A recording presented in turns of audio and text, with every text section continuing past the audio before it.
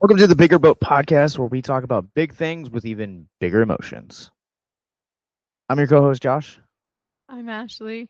and today we've got an Indiana Jones double feature for you. Yes, we've got Indiana Jones and the Crystal Skull set in 1957.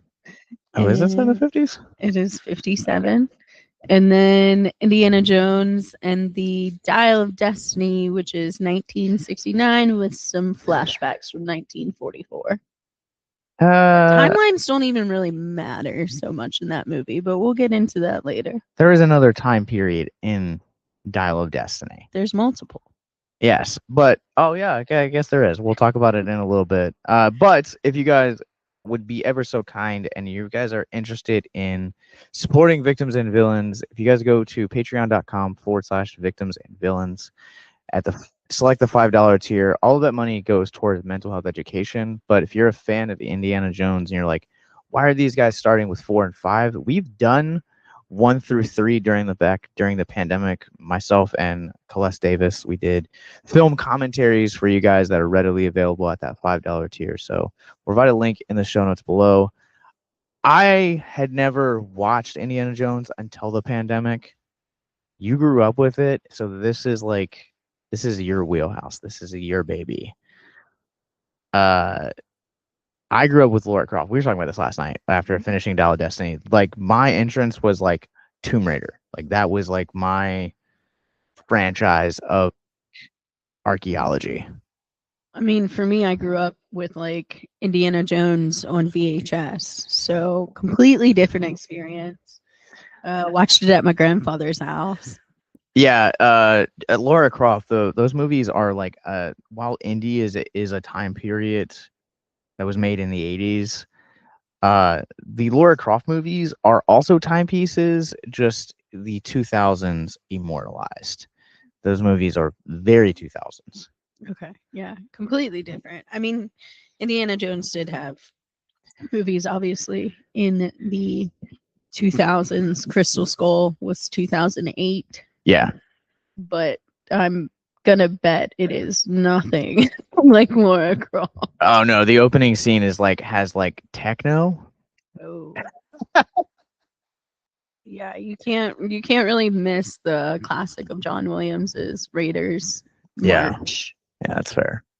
I don't understand. I don't know why. For me personally, it took so long for me to get into the Indiana Jones movies. I loved Lara Croft and the Tomb Raider franchise growing up, very much so that like they were one of the very few games like I played uh, on PlayStation, and like I watched those movies all the time in nauseum. When the remake came out, like I was there like first day to see it. Like I love that franchise, and Indy was just one of those franchises that for me like just never really clicked until like I was an adult. And it makes me so sad because I feel like I would have like really vibed with like Raiders of the Lost Ark, Short Round as a character, like a lot of those like really fun adventures growing up because I was like in Spielberg's prime. Oh, absolutely. Well, and like maybe you just weren't in Harrison Ford. Oh Yeah. no, I love Star Wars growing up. Weird. See, I hate Han Solo. I do not like Harrison Ford as Han Solo until the newer movies, and I know you guys can fight me on that, but like, there's That's something about like old Harrison Ford that just like feels comforting to me almost. that's weird. Did you stand up in the theater when he dies in episode 7? You were like, I yes. so I've only yelled twice in a movie theater when they've killed people. Um, I'll give you a quick spoiler. Hunger Games 2. They kill Seneca. And Haven't seen that or movie yet. Cinna. They kill Cinna. They kill Cinna. Thank you for ruining Hunger Games Cinna 2 for me. Cinna is I said spoiler alert. Cinna Then you is proceed. Cinna's played by Lenny Kravitz. And I went in college with my two friends and I go, "Oh my god!" And we were in the very back of the theater, so it we got quite a few heads turned in good old Harrisonburg Regal.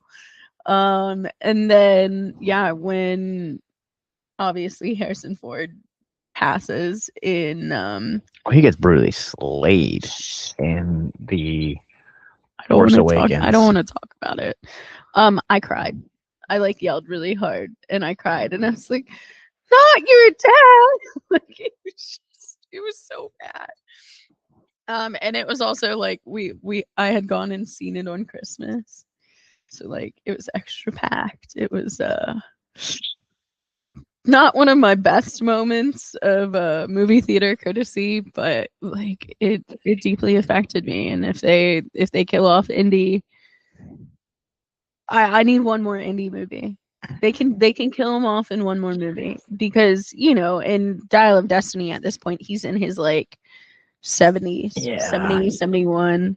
We could probably jump forward to like full circle 1975. I have very strong emotions about Dial of Destiny that I purposely have not conveyed with you so that it could be fresh. Yeah, I know. You have feelings that are very very different from mine. But I also know you really enjoyed Crystal Skull. I did. I was very surprised that I like enjoyed Crystal Skull as much as I did. Whereas like when because I remember I was going to youth group at the time when it came out because this came out in 2008. Mm-hmm. And I remember there was like a quarter of our youth group that had gone opening weekend to see this movie. And I remember they all talked about how bad it was. And so like that was like my interpretation of Kingdom of the Crystal Skull was that it was just going to be a bad Indiana Jones movie that like much like Phantom Menace, people waited years to see this movie and get these characters back on the big screen and get the original creators back involved. And it was just this like giant letdown. And people, the reason why people would be like, "Ah, it's not Indiana Jones," because of aliens. Yeah. Well, I don't know though. It wasn't necessarily. I mean, I know there's like mixed reviews on Kingdom of the Crystal Skull, but most of it had to do with like box office ratings and the fact that the actual movie cost like it was one of the most expensive movies to make for Indiana Jones at that time, and it just did not recoup how much it cost to make. I think the thing that like really surprised me was like how natural a lot of those sci-fi elements felt. Like it not only for the character but for Spielberg as well. I mean, we're probably a few months away from Disclosure Day, which is like this like big event that's going to be coming down the pipeline here in a few months. We saw the previews for it last week when we saw Marty Supreme. It's a big deal because it's like Spielberg returning to UFOs. Yeah. Close Encounters of the Third Kind, ET, uh, as well as Kingdom of I believe you can also toss Kingdom of Crystal Skull into that Oh, conversation. 100%.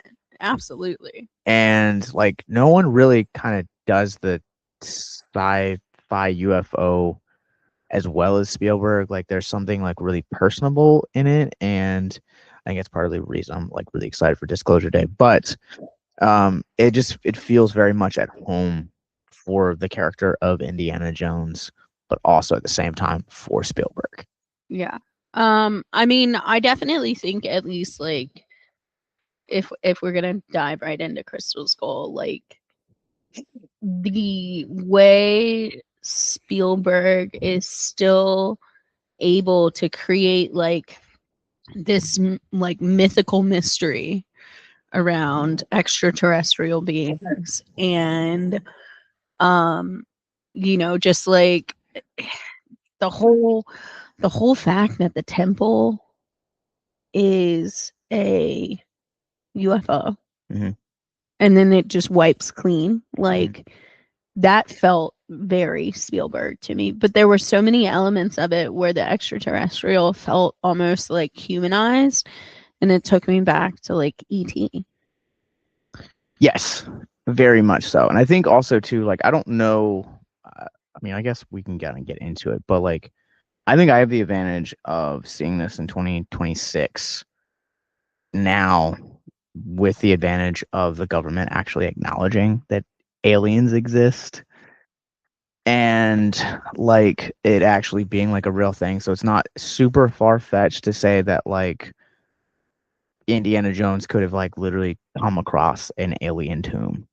You know, I think when 2008, when this kind of came through, people were like, ah, no, this would never happen. Like, Indy would never find this. Like, feels really like where you look at the original trilogy, all of those feel like grounded. Like, yes, they're fun, they're fantastical, they have a grounded nature to them. Except Temple of Doom. Temple of Doom's a prequel, so we don't really count that. And I don't count that in the um same category as Raiders or Last Crusade, just because it more is like you brought it up the other night, but young Indy.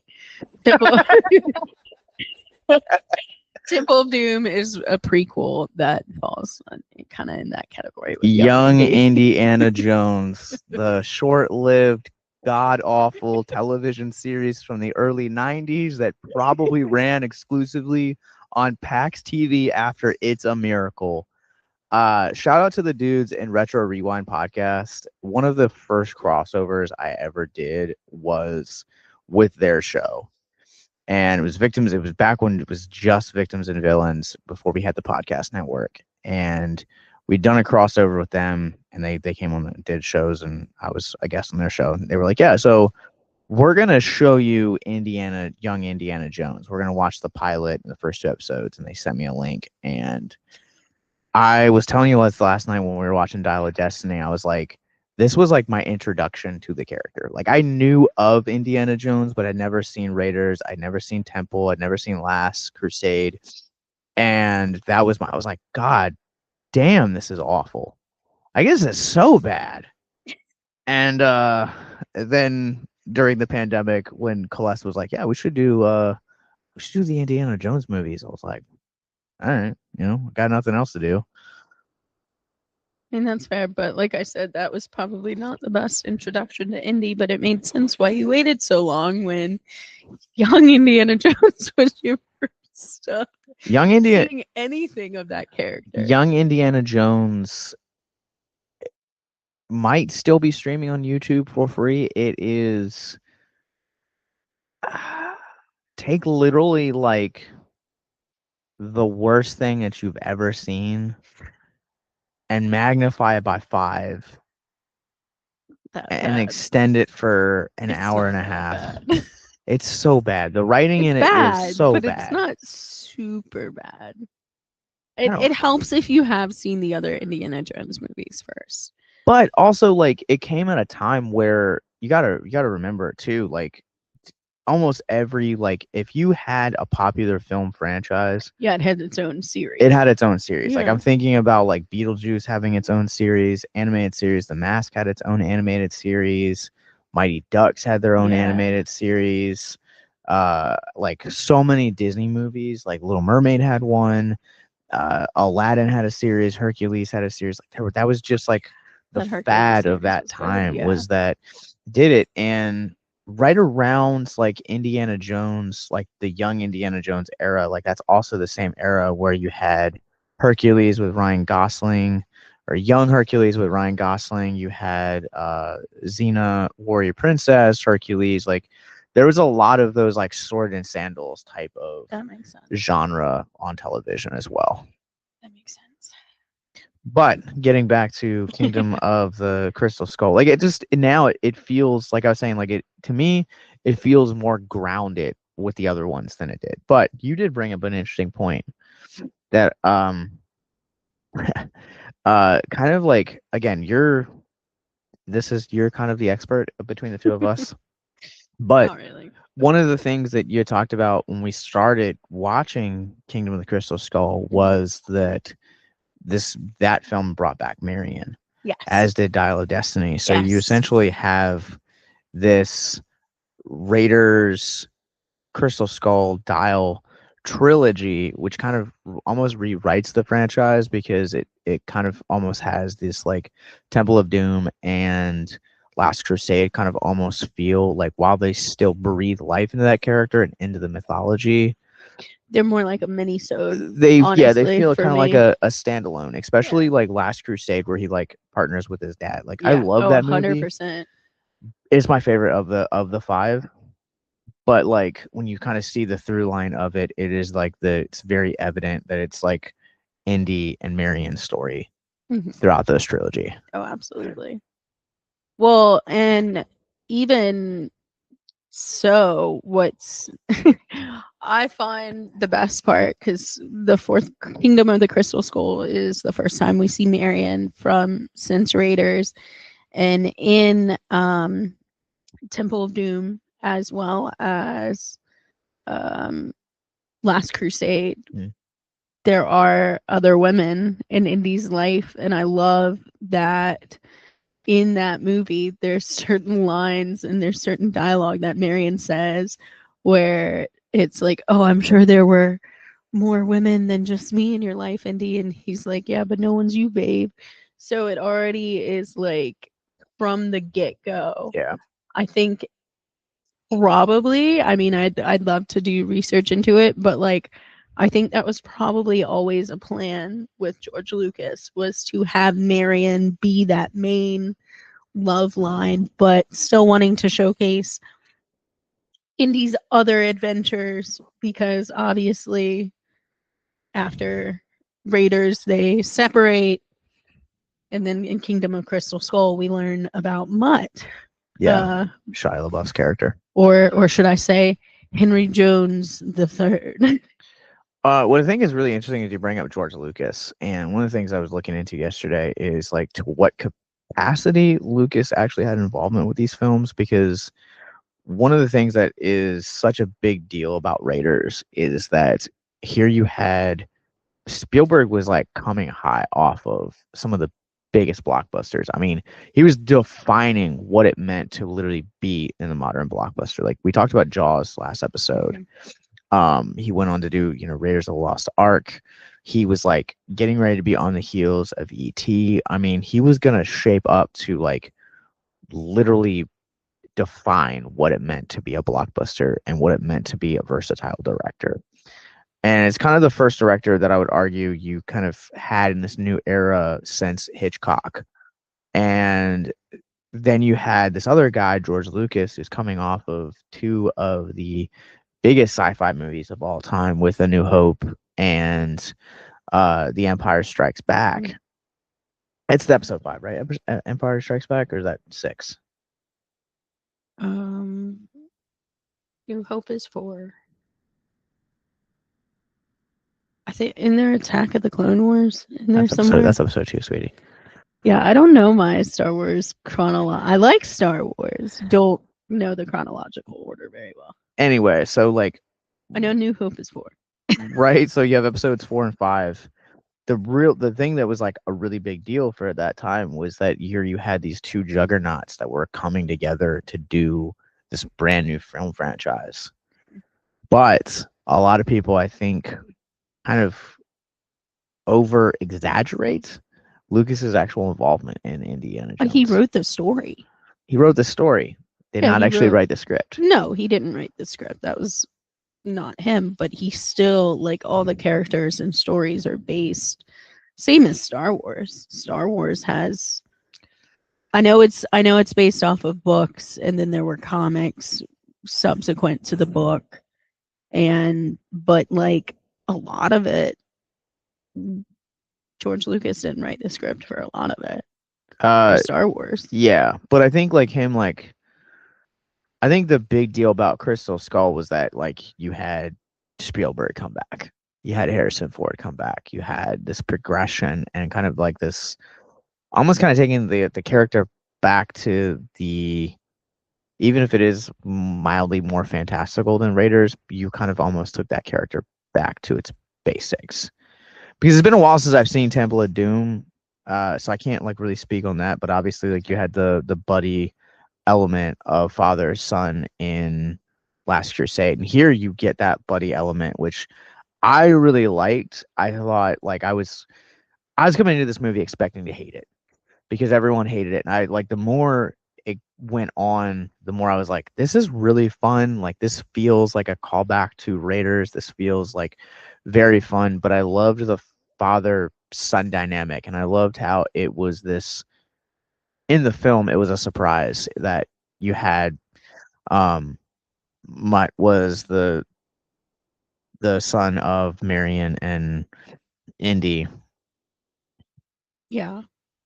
And we talk a lot about sometimes like that's not the only father son dynamic in there though, because we talk a lot about like parents and like parenting, but we don't ever really talk like Indy is finding out now. Yeah. He's finding out right now for the first time. That first movie takes place in 1936. So Okay. Raiders is the timeline of 1936. And in this movie, the timeline is You said like 50s. 57. Sure.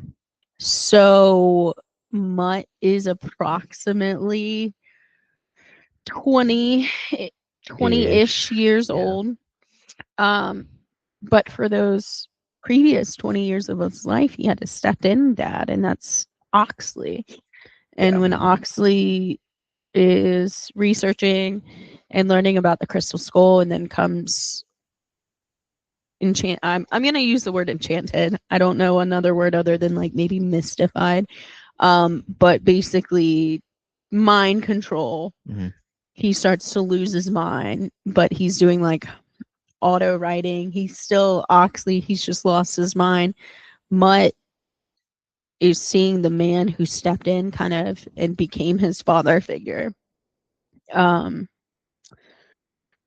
lose his mind. Yeah. And so that's really hard too. And he's resenting Indy for not being there.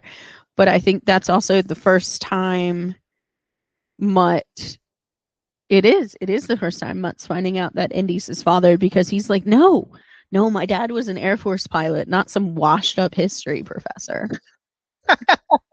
Those aren't the exact words, but like, come on, that's what It Shia is. was. It is hinting at. probably one of my favorite scenes in the course of that movie, where he does find out.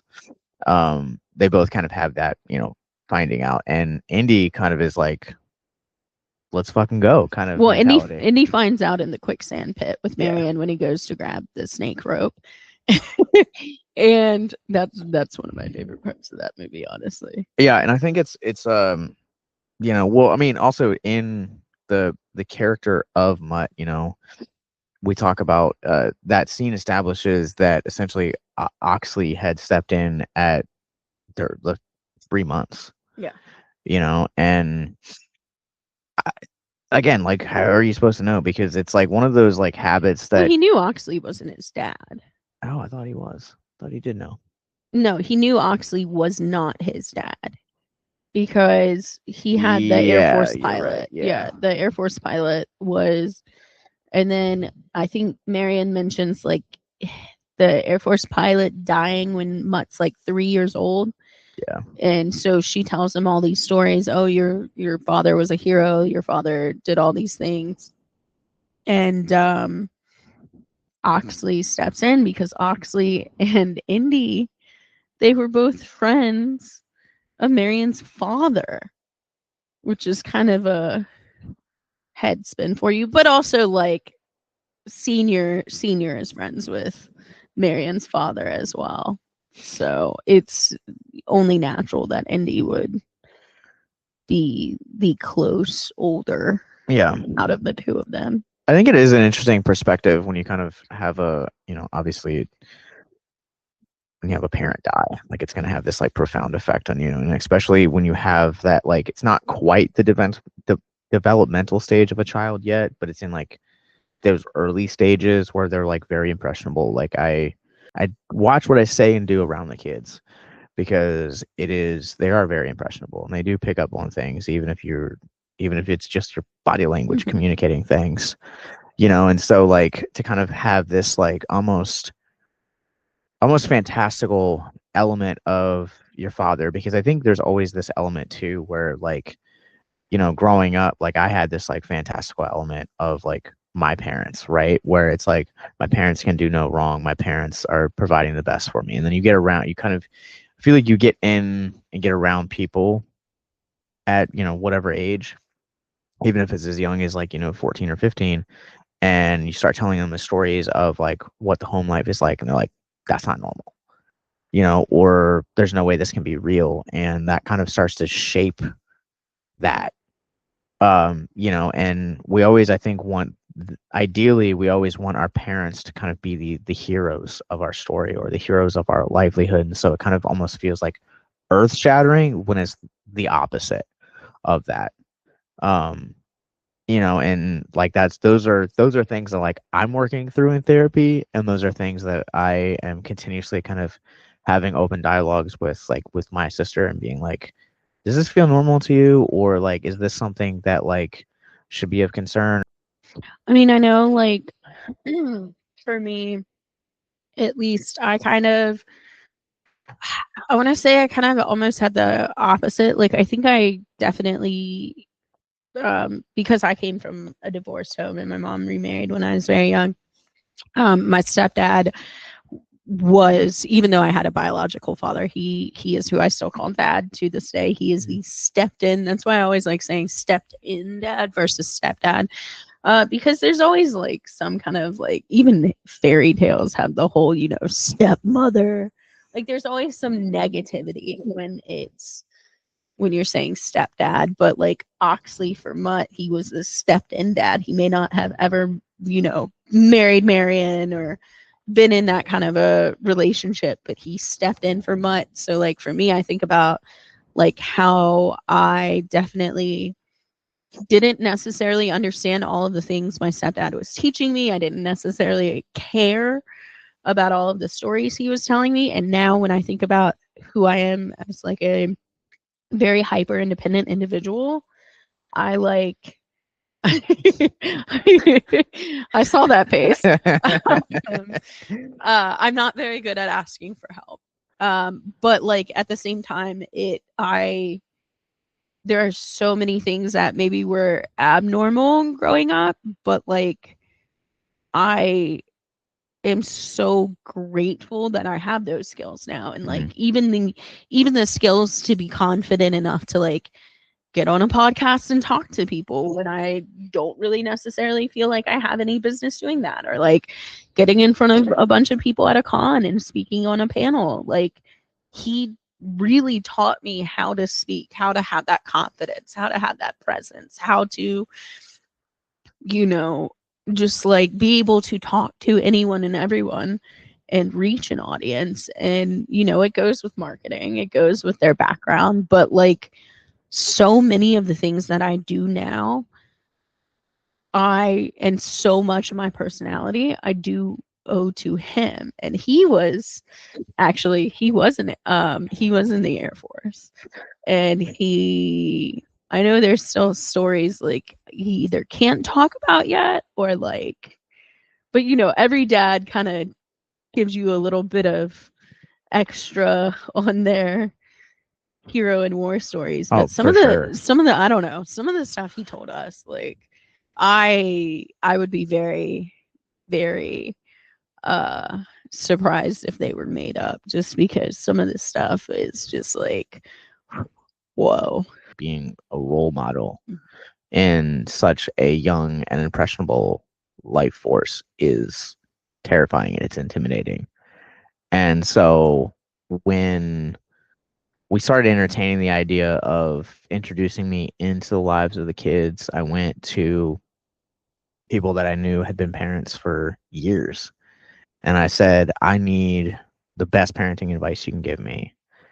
And one of my best friends was like, love their mom.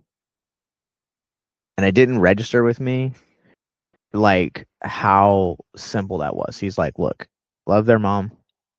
When they see how much you love their mom, everything else will fall into place. It's like a domino effect. Yeah. And I was like, that sounds crazy, but I'll trust you since you got the experience and I'll pursue it. And that's been the way it has been since day one, is loving you first and foremost. And it's like kind of just like almost like this like rain umbrella effect where it's like everything else just kind of falls naturally. And even their interactions with me now are completely different. Yeah. Like the youngest is, I love you too much. And for a little kid who never used to say anything in regards to love and just kind of always only ever like asked if they could hug you when you're like extremely overwhelmed or crying, for him to just like just we could just be sitting on the couch reading our own books and he just will look over and be like, Mom, I love you too much. And it just, and then a giant hug, and then just goes back to what he's doing. Like, no time has passed, but like, you've even got some of the other two, like, telling Mom she's pretty. Or the I youngest do tell you telling me that a I'm lot. cute. You also teach them certain bad words. um, we'll talk about that on another Yeah, we podcast. won't talk about There's that. I think like just even like it's like the simplest of things. Like it's like one of my favorite things to do that you love is like just taking you by the hand and just like lightly kissing it because it's Mhm. like this like old time gesture. And I remember there was one day that we are eating dinner and middle child just kind of like took your hand or took my hand and had just kissed it. Yeah.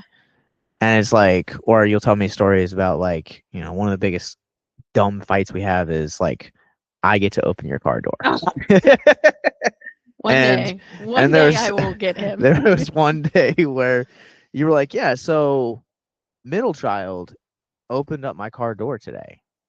She's watching you. And I think that I think it speaks volumes to just how impressionable kids are. And having been new to this world, like that's always something that like I'm always like really cautious of, good or bad. Um, And you're also very good about like, which it's kind of touched a little bit in Crystal Skull, mhm, but like you're always very good about not projecting like your, I want to say like likes or wants on them. Like, so like I'm thinking about how like before Indy finds out Mutt's his kid, right? He's like, mhm, oh, college isn't for everyone because Mutt dropped out of college. And then as soon as Indy finds out he's his son, he like berates Marion and is like, why didn't you make him go back to college? Why didn't you do that? And I feel like you, at least with like your preferences and like the things that you are bringing in, I don't feel like necessarily they're being pushed in one direction or another. You're very respectful of my decisions. You're very respectful of mine and their dad's decisions as co-parents, and like you also always back me up when it's like when I say no to yeah, them. You definitely are a support system. So like it's very it's definitely different like watching these movies now, having like you as a stepped-in parent and having you or bonus dad, whatever you guys want to call it. Um, in watching these films and like seeing like, you know, community isn't necessarily family, yeah, and family isn't necessarily the people that are blood related. And I think that's pretty prevalent with Oxley being family for Indy and Marion and Mutt. yeah. Well, I think also too about like just how quickly the dynamic between Mutt and Indy changes once he finds out, and how, eh, again, it goes back to that trickle effect, like love mom and everything else will fall into place. Whereas like when he gets the idea or gets the chance, kind of this second chance at romance to really love Marion again. Mhm. I think that's kind of one of those big things because that you see throughout the course of this film where it's like that echoes throughout the course of this film where it's like almost every decision he makes following that is no longer as this teacher. It's no longer as this archaeologist. It is as this. Family He's man. still those things, but Yeah. it is now about setting an example for his son. It is now the potential of having a second chance at romance with really the definition of the one that got away. I mean, it's not really. I mean, it is a second chance, but like by the end of the movie, Mutt is attending his parents' wedding, Yeah. and he goes to. I think that's the really cool thing that you just said is he doesn't leave the archaeology or the professor at the door. Your He priorities change. yeah, he has higher priorities. But at the end of that movie, you see Mutt goes to put Indy's hat on, and Indy's like, "Nope, my hat. I need my I, hat." I think it's kind of like a something that like really resonated with me is I'll be honest, like in the last year, like there have been a lot of evaluations that I've had to make, as a husband, now as an ex-husband. There were a lot of evaluations that I had to make as an individual, as a son, as a brother, as a podcaster, as a founder of Victims and Villains. There were so many times where I was like, my priorities kind of shifted or changed. And I think I'm still in the process of finding out those things and juggling. That's why I think you see less frequent movie reviews and why you're going to start seeing more. But also at the same time, I think it's kind of, you know, I don't ever want to kind of get into this cycle of making content solely just to make content. Like I want to be passionate about the content that I'm making. When you've seen firsthand like what it looks like and what it looks like when other people are just doing content and making content and over and over Yeah. and over. I burnt out from Oh, TikToks. Like 100%. But I like so you know I think one of the things that like I related to about Indy's kind of like end journey in Kingdom of the Crystal Skull is the fact that like his priorities are now to be a father first, a husband first, and those are things that like matter to me. Talking with one of my friends the other day, where it's like, I have one day that is set aside for family. That is something that like as I'm planning my week or planning what I can or cannot do, like that is like a this thing is like written in the sand where it's like, you know, uh I got victims, I'd gotten an offer to do an event out in Harrisonburg in a couple weeks, and I turned it down because it was on a Sunday and it was one of the kids' birthdays, and I was like, this is more important. And so like I think that's one of the things that really resonated with me is that like he's still gonna do that as we see in the Dial of Destiny, but that's still very much a part of who he is. Just as podcasting and mental health is very much a part of who I am. It's just those priorities are shifting and they're changing about the things that like I put first and the labels that I identify with. I'm very quick to open up now and be like, yeah, like let me tell you the crazy stories that like something happened with, last time I hung out with the kids, or like, me and Ashley went and did this thing, and like this is the funny story that I've got to tell. Those are the things that like I love telling people now and love engaging with people. And so that was something that like really resonated with me at the end of Kingdom of the Crystal Skull. before we get into Dial of Destiny, I do want to know because you kept a lot of your feelings about both hidden, except for Crystal Skull when you're like, this is not as bad as I thought it would be. Like that was kind of my like, okay, you at least like it. Would you, because Kingdom of Crystal Skull is the last Spielberg movie in that series, Yeah. would you have ended it there?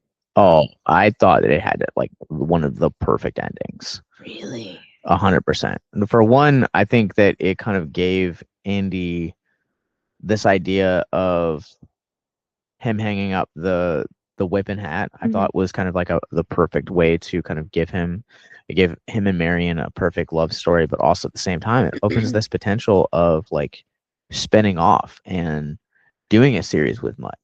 Now, Shia LaBeouf, for better for worse, has had like a really Rough go of it. problematic and kind of rough few years Yeah. following this.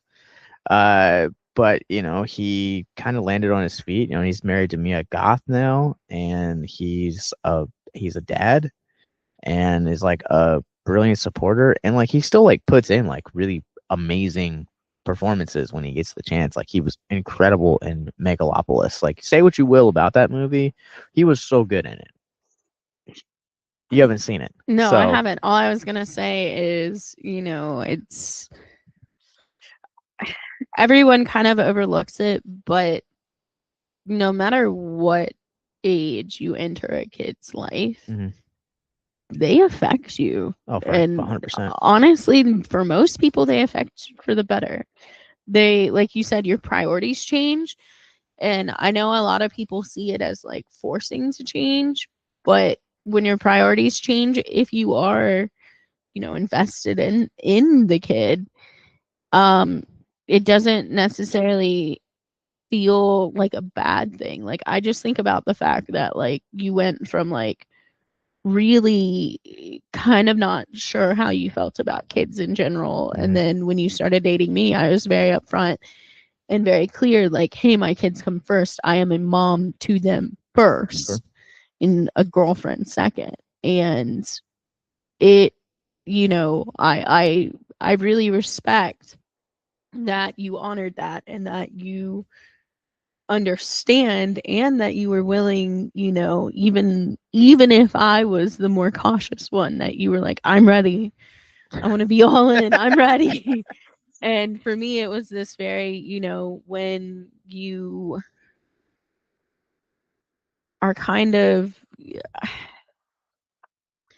I don't want to say like the dictator, but like, no, no, no, no, me, like Okay. the dictatorial parent I out of was the like, co-parenting. whoa, whoa, whoa. No, no, I no, don't no, think no, no, I'm no, there yet. no, no, I no, don't, I me. hope I don't get No, there. no, no, no, me. But like you do respect that like you are entering in, but you also like it was a big like there's these fears when you're a Mhm. parent and you're bringing someone new in of like, okay, what if they, yes, you could change them for the better, but what if you leave as well? That you're not just affecting the person you're dating, you're affecting The those environment, three yeah. little kids as well. The environment, the mental stability, so there's a lot more as a parent that I was having to consider on top of a relationship. But now that you want to be fully involved in stuff, I can even just see like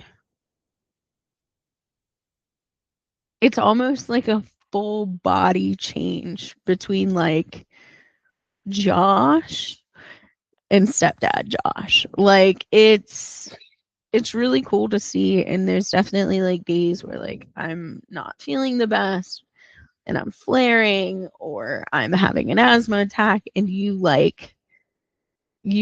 not only are you still like my partner and my equal, you also like step up and step in and like take care of the kids, help other guy. Like, I remember there are two distinctive memories I have about that. So like for context, like the first like quote unquote family day that we did, kind of testing the waters with me and the kids was Busch Gardens, which kind of just seems like such a ludicrous decision to be like, we're gonna unleash three kids under the age of 10 with a guy that has never met any of them before. well, you had, but they were babies. Yeah. So again, So probably no recollection. my statement stands, and essentially a single parent that's attempting to test the waters to see if the relationship is even worth pursuing after Or this day. viable even with Yeah. the kids. And I remember there was a time where we'd been there for probably 2 or 3 hours. And it was the first time that either one of us had like had a chance to sit down.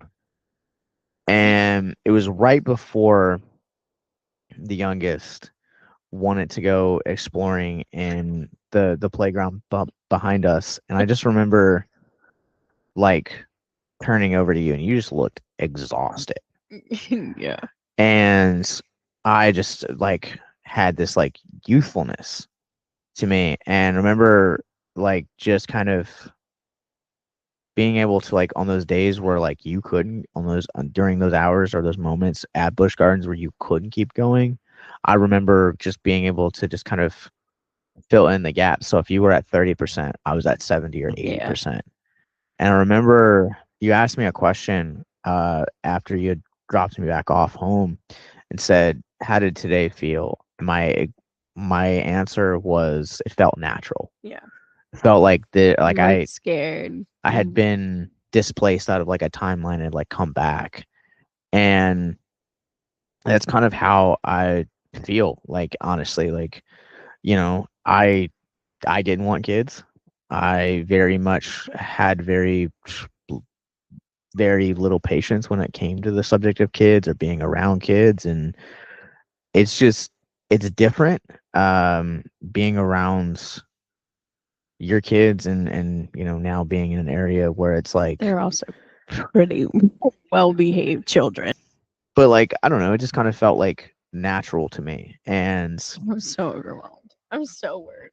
yeah, and I mean I was too, like going into that week where like I think we were just coming off tour with Arteries like estuaries at that moment, Tired. and we were both really exhausted, and it was kind of like we're gonna keep doing this. Yeah. And it's like every fear, every anxiety I had slipped out the moment I touched that car door.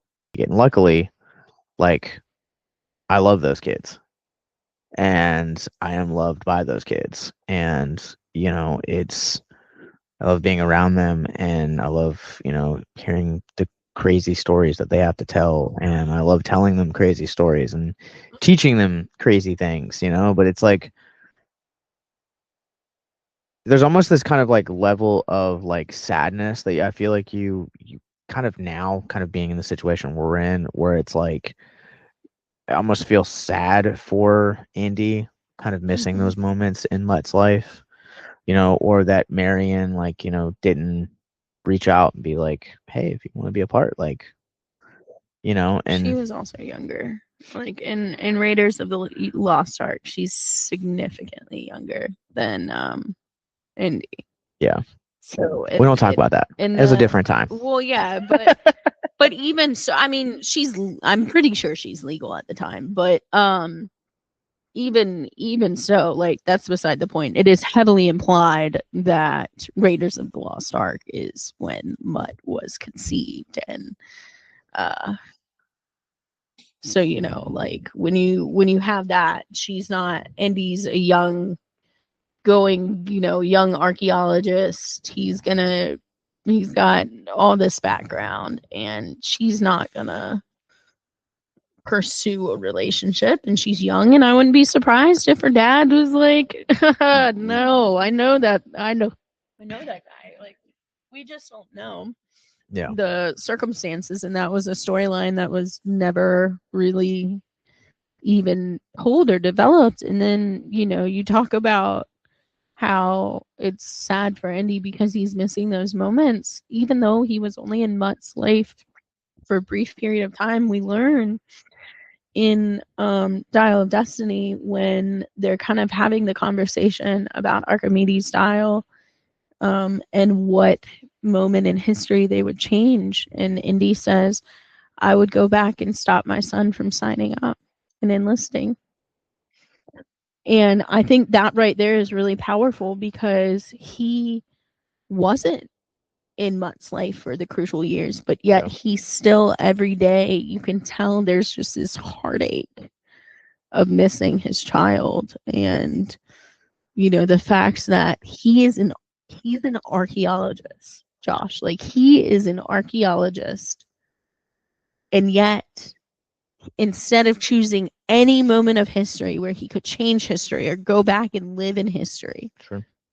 he says, I would go back and stop my son from enlisting. I think that's pretty powerful when your whole entire life and career has about been chasing history and collecting history and preserving that history. To get to a point where you could choose any moment in time and you choose to stop your child from enlisting, that's pretty fucking powerful right off the bat. again, I think that speaks to the idea that uh, priorities changing, and I think about the ending of Marty Supreme too.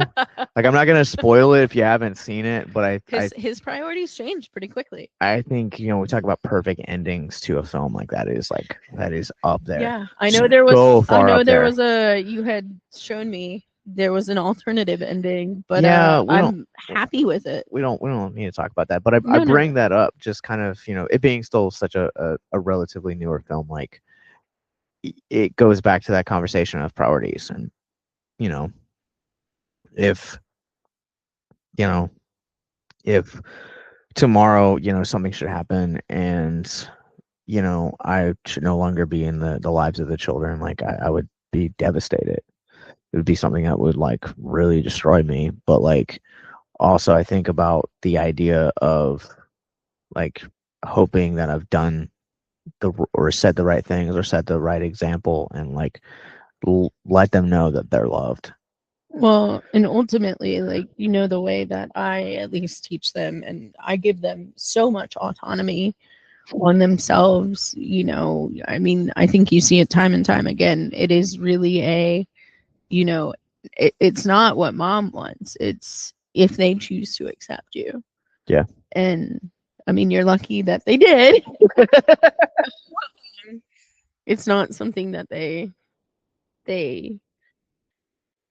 I mean, Freya was I remember the first Busch Gardens trip, and she had said something in teacups, and I was like, well, we're not doing that. We're having a family day. And she goes, well, not all the family is here. Mm. And that was like your first outing with us, like Yeah. with all the kids. And she's like, Dad's not here.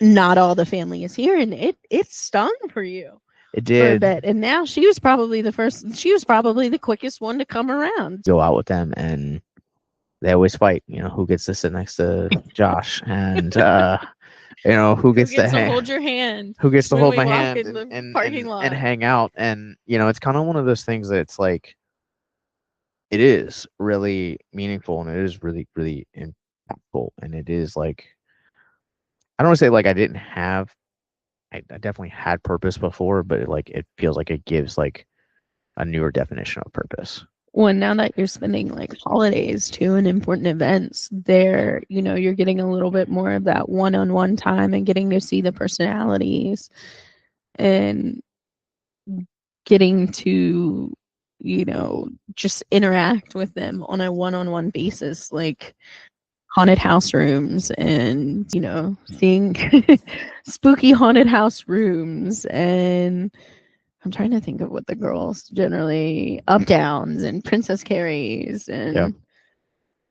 and watching the oldest play games. Just them wanting you to Be watch involved. them, Yeah. yeah, do what they love is kind of cool to see as well, because you never try and like limit their creativity or their play or their engagement, and you kind of, in a way, you're able to so quickly like fall into the childlike, just I mean, I'm a big kid at heart, like so yeah, I was gonna say, like, you're very good at playing like make believe and pretend with them, and I think that's powerful too, is that you're not just coming in like oh, I'm mom's boyfriend, hi, I'm here for your mom. No, I mean, you are here for me, but you have made them as much of your life as you possibly can.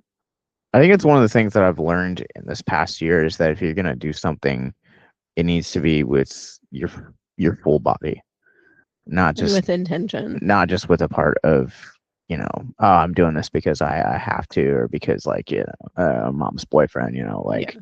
it is being very intentional, and it is being those things, and so, some of those intentions I'm still like figuring out, not with kids but with other aspects of my life, where it's like I want to be intentional about that sort of stuff. And um I think that's kind of one of those things that, bringing it back to the franchise and talking about intentions, I think there are so many stories that you could have told um over those years, Mhm. because I mean it was literally a 20, almost a 20-year gap between Last Crusade and Kingdom of the Crystal Skull. Just about, because I think You Last mean Crusade like is, when it's like actually produced and made, or yes, the timeline? Okay, yes, okay, just checking. released. And they told aliens and like archaeologists, and I just want to say like it feels like right for that character, because like Last Crusade was like, is one of the like, does have a good ending. Um, I'm not going to talk about Last Crusade. but like I love the character design of the aliens. Like it's Yeah, always like really interesting. Like I think it is about, really cool that you don't get that like classic. yeah, You get the like preserved, mummified yeah, version. Then you get the crystal skeletons. Then you get the one being at yeah. the end, and that's really cool. I really do love it. I I thought hate Kate Blanchett's character though. Kate Blanchett's character is Irina such a throwaway Spalko. character. Like someone needs to fire her agent, because I think about between like Kingdom of the Crystal Skull and like Thor Ragnarok, you have such a dynamic performance when you like you see Kate Blanchett, and Yeah, I really did forget she was Hella till you told me. I think about her and like you probably haven't seen it, but she's a tour de force in Tar. She's so Haven't fucking seen it. good in Tar. And like Well, I she's know, good in so many other like period piece yes. dramas, which is why I didn't understand like why. Why would you make her the evil Russian doctor? Like I get Well, it, it's like but it didn't necessarily fit the storyline. it's Like, also such a tiresome trope too, where it's like, okay, like they're gonna go after this like Kingdom of the Crystal Skull. John Hurt playing Oxley in this is also yeah. incredible. I freaking His love performance John is Hurt. insane in this too. Like, John Hurt does not ever turn in a bad performance. no. Even if you're talking about him as Professor Broom in the Hellboy movies, or like how moving he can be in the Elephant Man, like he's just always top tier performance. And this is such a ludicrous. When you think about this movie, this is like archaeologist reunites with estranged estranged girlfriend, and finds out that he's got a kid who's 20, and oh yeah, he's fighting Russians and aliens. Like, Oh, he's not fighting the aliens. He's discovering. Well, you can't even say with Indy. I'd say that all goes to Oxley. but like the thing about it is like it's such a, when you describe this movie, it's an insane premise. There, It's like two. But Mutt only gets him because Oxley and Indy were friends, and Oxley was basically like Mutt's step and dad. So when you look at it, it's more of like it is a classic indie adventure.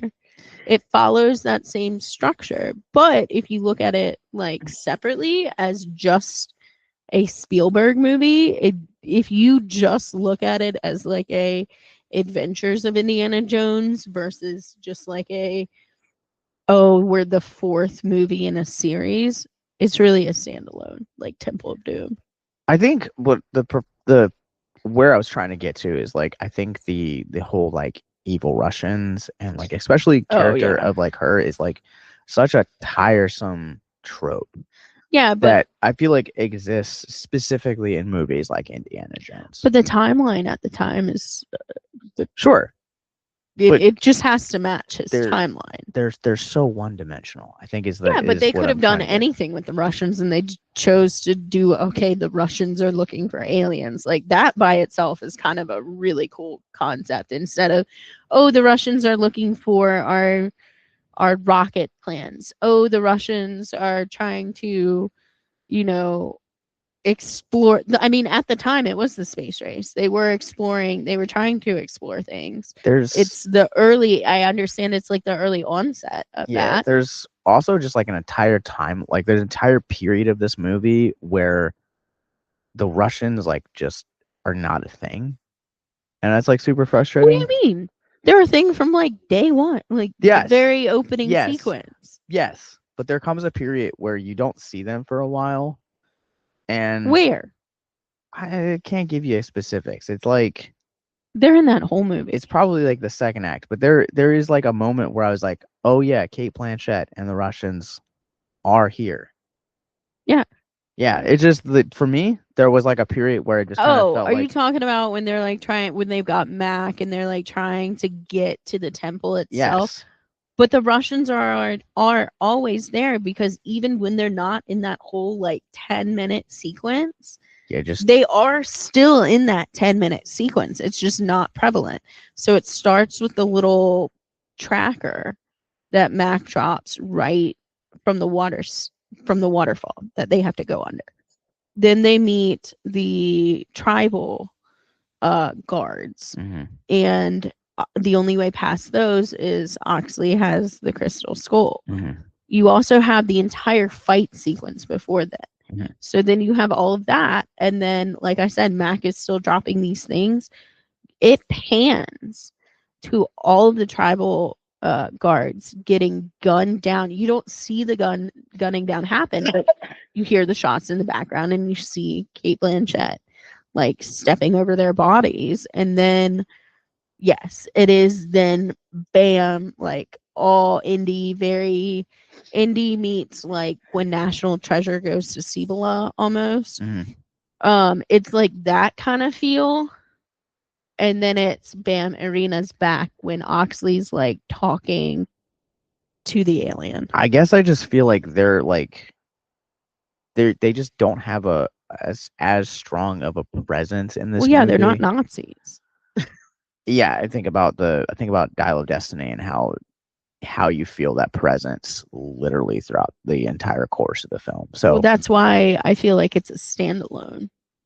I would say that's a perfect segue into Yeah. Dial of Destiny, Yeah. where I have big feelings and big emotions. You did too. I think I think out of all the movies we've ever watched together, this was probably one of the most entertaining because you would like grab my hand and would squeeze it. Like there was like you were like shaking Yeah. almost at one point when we were watching this last night. I was just like, you're like really invested into this, aren't you? And you went, yes. Yes, I am. So like every time like you would go out to like, use the bathroom or get up to go get something to drink, it was like pause. Because like there was like a point where you actually had to like walk away because like your emotions were like too high and you're like, all right, I need Oh to yeah, walk I was away. getting pretty frustrated. And like, okay, so this movie came out in 2023. Mhm. I dressed up, saw it in theaters. Like that Thursday night, went out, saw it. It was like one of the early access premieres or whatever. Mhm. Went and saw it. There, like, it didn't feel like a long movie, but it was a long movie, and I think it is like 2.5 hours. 2 hours, 34 minutes. Okay, so 4 minutes over. I But liked the pacing of this movie. you also watched it in segments. We watched the first half hour and then we watched it the full 2 hours later. Yeah. Because we made the mistake of trying to watch it like at Very 1 in the late. morning. Yeah, very late. But I liked the pacing and the development of this movie. Mm-hmm. I'm not a fan of this movie overall. That's fine. That's fair. And like I said, our backgrounds are different. So like for me, this movie, like I said, I saw it in theaters first. I had forgotten a lot of it Mhm. until we were coming up on that. So like, and like we can, I'll spoiler alert this one, but Antonio Banderas in this movie just Rest in peace. so under his Utilized. character is underdeveloped, it's underutilized, and his death is very quick, swift. You kind of know it's coming, Mhm. but they didn't give him any grand like yes, he's the hero, but they like didn't give him any grand death or anything like that. So he was kind of one of those. Antonio Banderas was one of those friends who helps Indy along the way, but like he felt as unimportant as the Russians did for me in Crystal Skull. But I will say, this is not a Spielberg movie. Mm-mm. But the fact that I felt like this movie, like, which as of right now is the only movie. I don't know if they have others in the works based off the ending. They could. They have set it up so they could either spin off or do more movies. But at that point, Harrison Ford, if they up it by like 5 to 10 years, you're looking at 76, 80. Not that he'll ever retire, so to speak, but Just imagine him like going into caves in a wheelchair or like a walker. well, I think about my grandfather being in his 80s and still fixing his roof. And Yeah, that's fair. like he is a very physically fit. Actually, that's probably why I like Indiana Jones so much, is because he reminds me of my grandfather and all of the adventures we'd go on as kids, because it was an 11-acre farm. So I understand it's different, but like for me, this movie, it's not even a Spielberg movie. No. And you have notes. I know I mentioned, Marion, it being like this, like almost like trilogy of Raiders, Crystal Skull, Dial of Destiny. I like Crystal Skull as a standalone, like I like Temple of Doom. Raiders, I will be clear, Raiders of the Lost Ark will always be my favorite Indiana Jones movie. However, Dial of Destiny is second because it incorporates all of that. It's not even Spielberg, and it's just so beautifully and well done from the original like three. Even though, again, Temple of Doom, debatable, more of a prequel, but like you have 1, 3, 4, sprinkles, a little dash of Temple of Doom.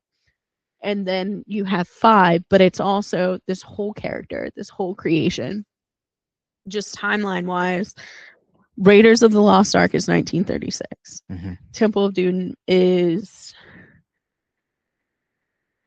technically the time place is like 1937, but it does kind of it should have come before Raiders, essentially. Last Crusade, 1938. Intro, obviously, well, 1957 for Crystal Skull, but intro of Dial of Destiny is 1944. And you see Nazis in his storyline 1936, 1938, and then 1944. But the date that the whole premise is trying to get back to is 1939, which is Hitler's invasion of Poland. And that's what the Nazi doctor was going to stop. And like, spoiler, Indy straight up says, oh, you're going to kill the what kind of Nazi is going to kill his Fuhrer? And he said the kind of Nazi that wants a specific side to win the space race. So he's not even like, I know the Germans had B-1 rockets in the war, but this guy, it's Mads Mikkelsen's character. He really does not want World War II to happen at all, because essentially without World War II, Russia would have easily been on the moon by like the 1950s, beating the United States by 20 years. Yeah. That's the thing. It jumps from 1944 back to 1969, where the astronauts, I mean, pretty much the whole sequence is that parade. Yeah. For the astronauts having come back from the moon. I hate this opening, but it also has one of the best payoffs in the entire movie, where you kind of see. So the reason I hate this opening is just the de-aging is so bad. It's so bad. Like it's on par with like Tron Legacy, which it feels like the Mark Hamill. It feels like the Mandalorian de-aging a bit for me. I don't think you've seen Tron Legacy. So, I have. Have you? Yeah. Okay, so like the Tron Legacy. I think it's that bad. Which was so in Tron Legacy's defense, it was like one of the first like few it was one of the first films to like actually de-aging. do de-aging, which was such a massive like deal at the time.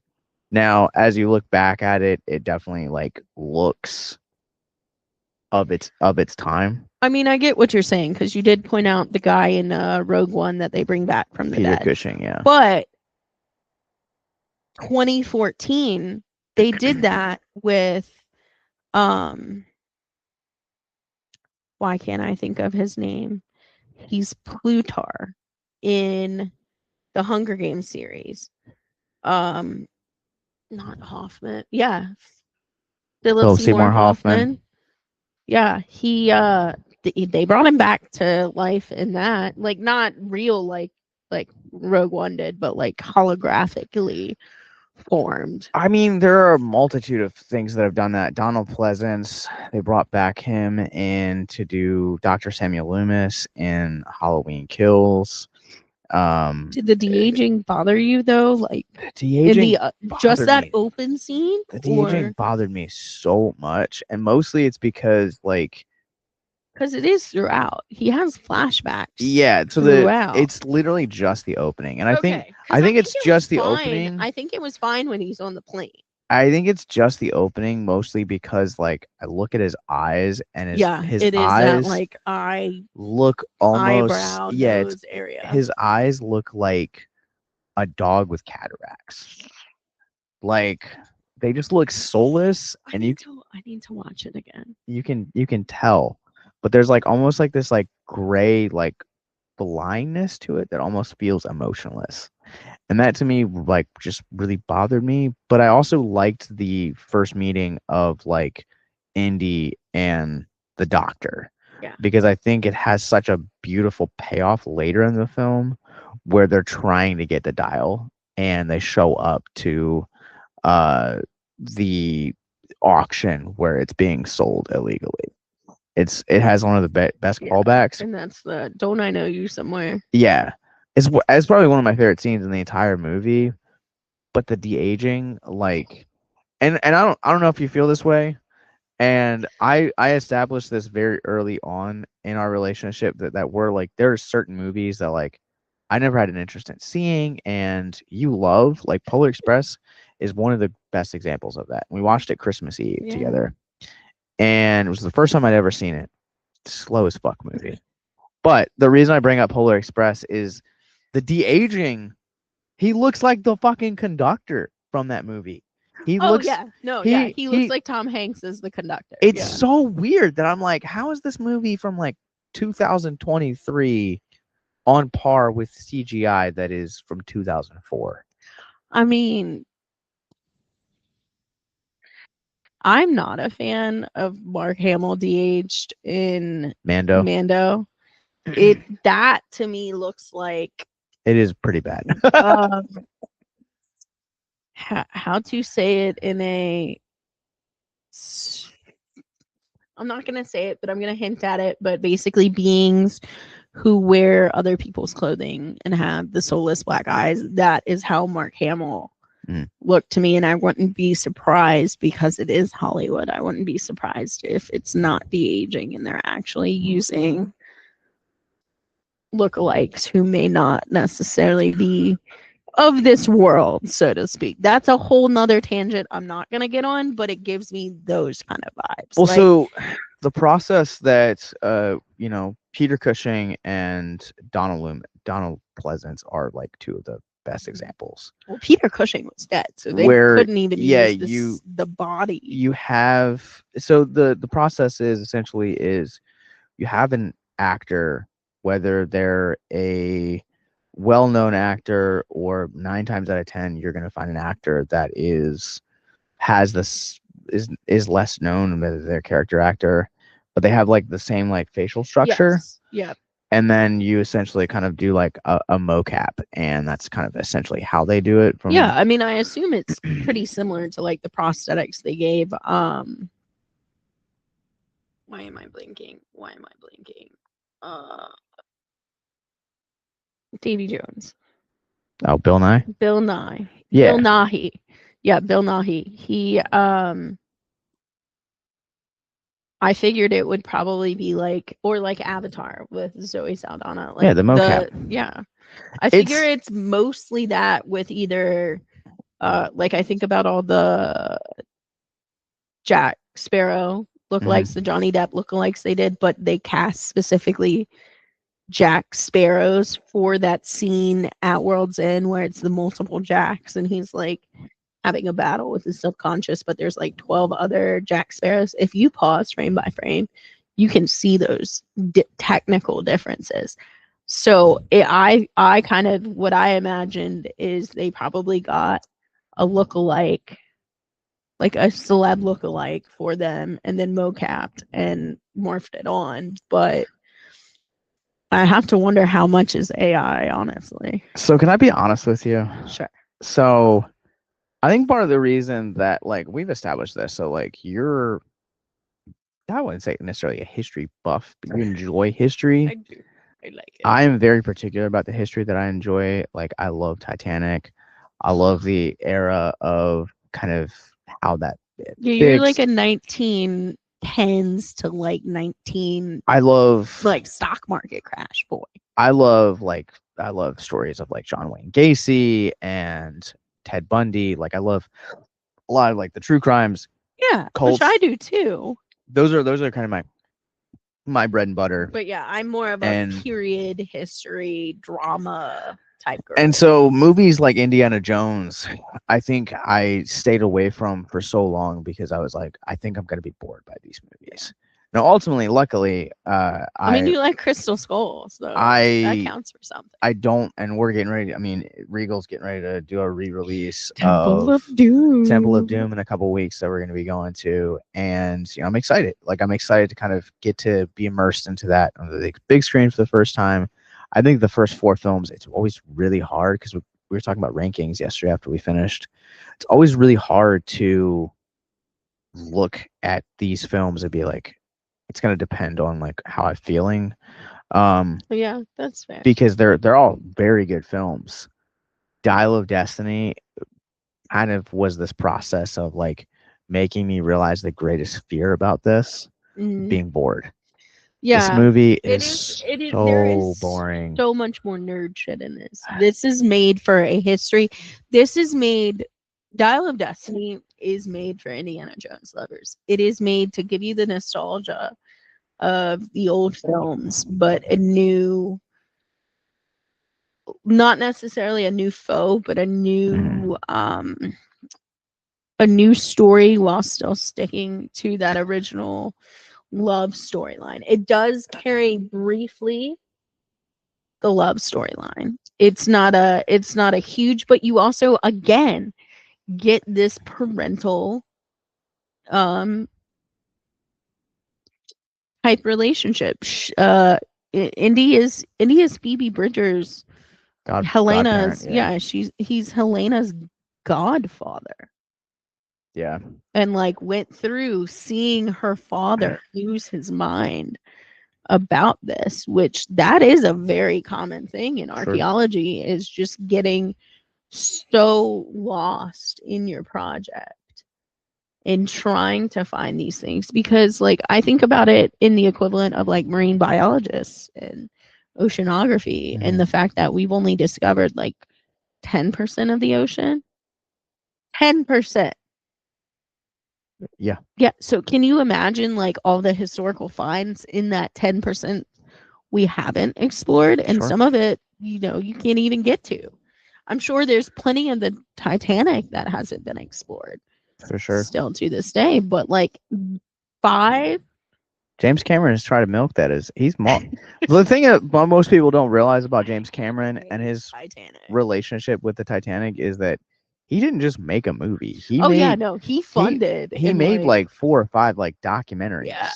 Like funding explorations, going down and like trying to like it was definitely a pet project for him. For sure. Titanic, and then he was like, you know what? I think I'm gonna move on to blue people and this whole mythology. But like, I don't know. I just, you know, I'm glad that I think this is one of those movies that this was a for me movie. This is one of those movies that I'm not the audience for it, and that's okay. And I think it sounds like it's such a freaking cop out thing, and I hate it when people, coming into the world of superheroes, like, oh, no one else could ever be Iron Man. It's always got to be RDJ, or no one else can ever play Wolverine. It's always got to be Hugh Jackman. See, uh, I don't agree with that hold because they hold have on. all the Hold on. Eventually, yeah. there will be someone else that will pick up those mantles. Well, But the point I'm trying to make is that I don't want to say that I hated this movie because Spielberg's not at the helm. right. But this movie, you feel the void of Spielberg throughout the course of this movie. Yeah. I mean, but you look at movies based off of directorial histories. I look at each movie as its individual entity and then Sometimes. into a bigger like storyline. So like Jaws has 5 movies. So proud of you for saying that. Thank you for acknowledging Cool Jaws. And Coming soon to I video. only recognize now there are 4 actual legitimate movies. I only recognize 2 of the movies as actual storyline based.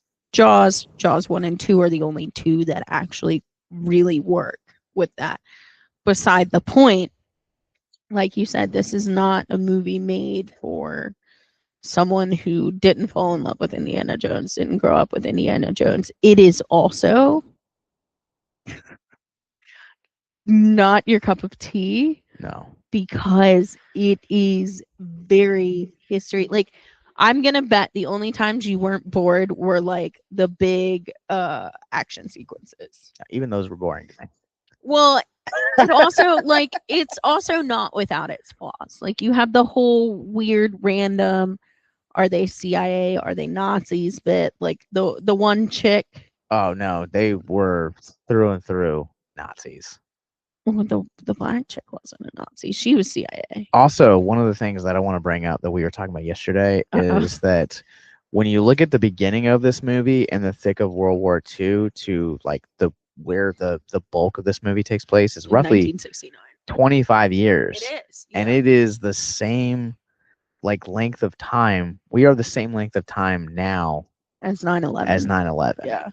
Which is bonkers for me to think about. Yeah. It was definitely weird for me to, when you put it in like retrospect to that, and then my wheels started turning and I was like, oh my gosh, my nanny was alive when Hitler was alive. Like, yeah, it was like this very profound moment where I was like, that she's probably the last generation that really remembers it. Like everyone beyond that would have been so much younger. Yeah.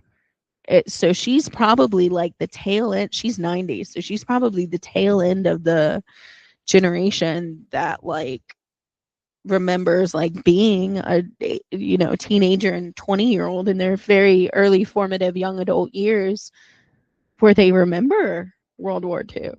I mean, she's talked about it a little bit in like kind of some of the hardships they faced, and like how she was one of those kids that had the potato sack dresses. She vividly remembers her mother when she was a younger girl. Bring it up again, but like, you also think about that scene from Marty Supreme where you had the 2 guys it was Marty and his friend that were essentially talking about being like, involved with the Harlem Globetrotters. Yes.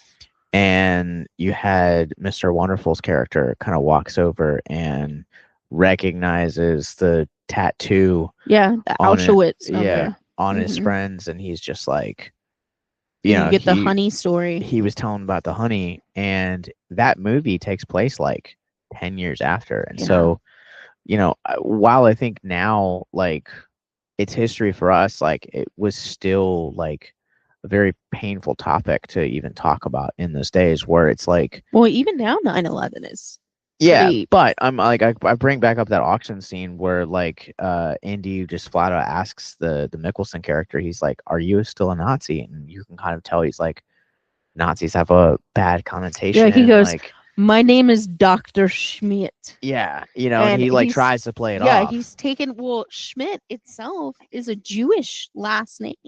Oh, that I didn't know. Yeah, so that's why it's an even more effed up dig. Is Schmidt is generally a Jewish last name, Mm. and the fact that he's parading around as a Dr. Schmidt when he's, you know, a Nazi. Now, is he a true Nazi? I think there's, at the time he was in 1944 with that opening in the movie, I do think now that I don't think you can necessarily call yourself a Nazi if you're going back in time to kill the Fuhrer so that Germany never invades Poland. Like that's his whole premise. He wants to kill the Fuhrer.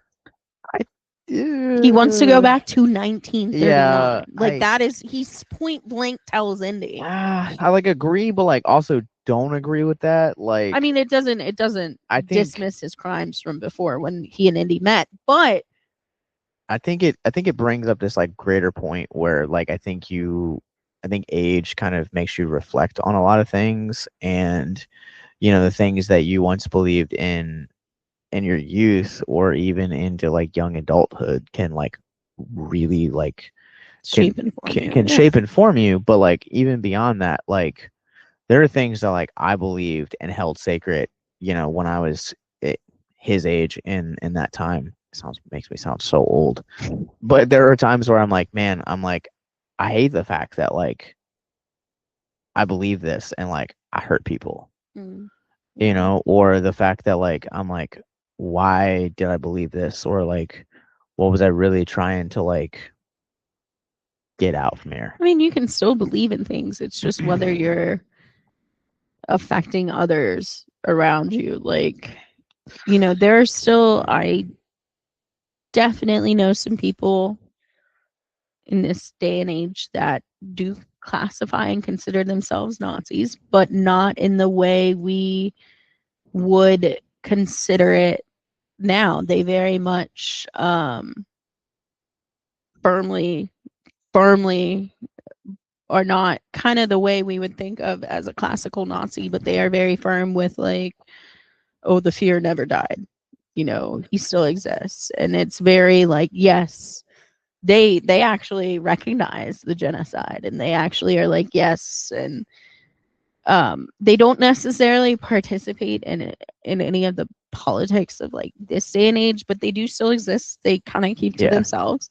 But they've also, like, some of their grandparents were like locked away for war crimes. Like, it's still very real today. I mean, like you said, it's dying out, but like I just have to. Well, that's what I say. It's dying out. I think it looks differently today than it did back then. There's a I haven't seen it, but there's a movie where Daniel Radcliffe actually plays a cop that goes undercover to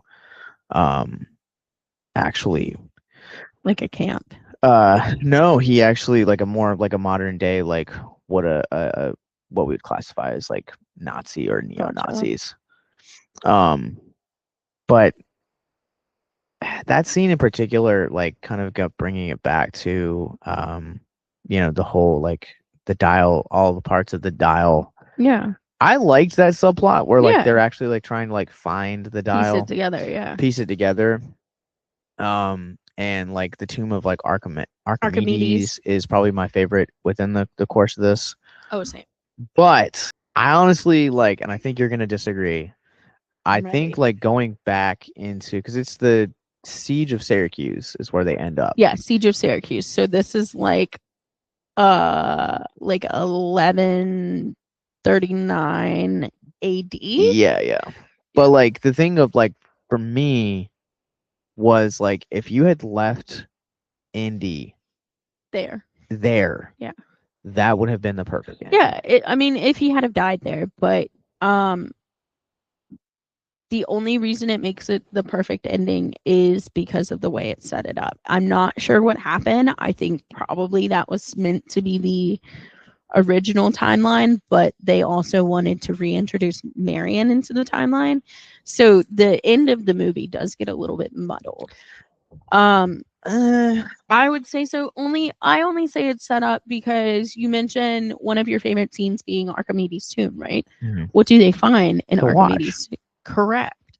Which me and when you are if you listen back to that dialogue between Helena, Indy, and Archimedes, because Indy is wonderful and speaks all these different dead languages that no one gives a shit about anymore. Yeah. He can communicate with Archimedes, and they find that watch, and they're like, "What's going on? Like, what happened?" That was already supposed to happen. Yeah. In history. Yeah. So this has already been played out. Yeah. He had already built it. Archimedes had already gone into time. But that's the thing. Somebody had to bring it back Hmm. to get that watch because that watch is that final component to the dial. Yeah, that's fair. So maybe it was going to be Mads Mikkelsen. Maybe it was going to be Indy, but somebody already went back. Yeah. Somebody already did this. And they don't discuss that because I don't think it's Archimedes' body. Well, like, so So, like, that whole entire section, it's there. If they had have left it there, it, he could have died. Yes, he could have stayed. Yes, history had already been altered so that Archimedes had traveled or somebody had traveled with the dial before and then either was in Archimedes because watches weren't around. So somebody would have yeah. had to give in Archimedes and stayed whenever they were with Archimedes or found it. This is my more likely theory. It's not Archimedes in his tomb Hmm. because one, you have the sigil with the propellers. Hmm. It's Nazi Germany. My thought, like legit thought, was that it was Hitler in the tomb. That's kind of what I thought was happening is that Hitler found it, Hitler traveled back in time and like had the other half buried with him so that no one could change what he'd done. So like that was kind of one of those things for me. What? Possibly, but you're Yeah. also opening up another can of worms that this movie does not really lay down the foundations of, and No. that is the time travel rules. Because when you look at, like, I think two of the best examples that we've had when you talk about iconic is Back to the Future, Yeah. and then when you talk about more recently, it's Endgame.